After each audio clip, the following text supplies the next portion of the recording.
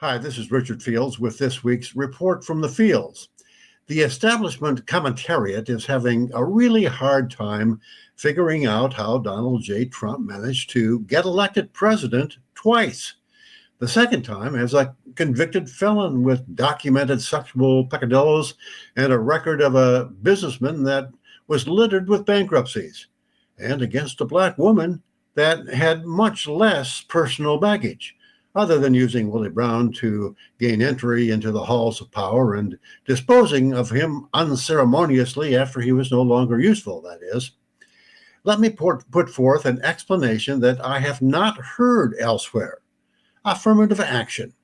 Women and people of color who have been beneficiaries of affirmative action since the 1960s hated Trump and voted overwhelmingly for Harris.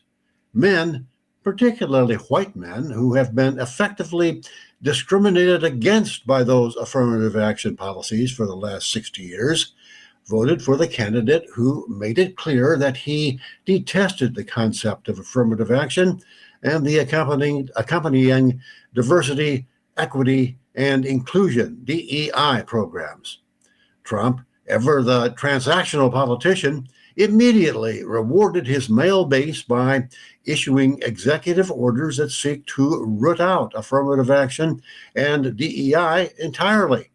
Affirmative action and DEI were largely created by executive order in the first place, by JFK in 1961, mandating federal contractors take affirmative action to ensure equal employment opportunities without regard to race, creed, color, or national origin.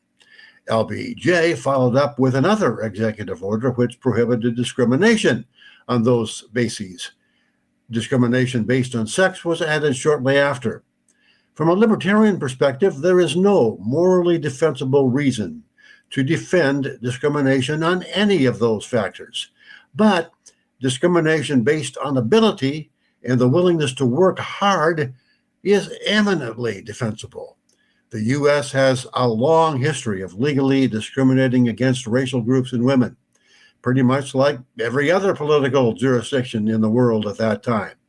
It needed to end, but ending it by changing who was discriminated against, that would be white men, is not morally defensible. And that is the perception that smart, hardworking men have been sensing for decades now.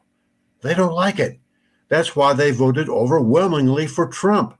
And Trump delivered. In the words of his press secretary, Carolyn Leavitt, promises made, promises kept. President Trump campaigned on ending the scourge of DEI from our federal government and returning America to a merit-based society where people are hired on their skills, not for the color of their skin.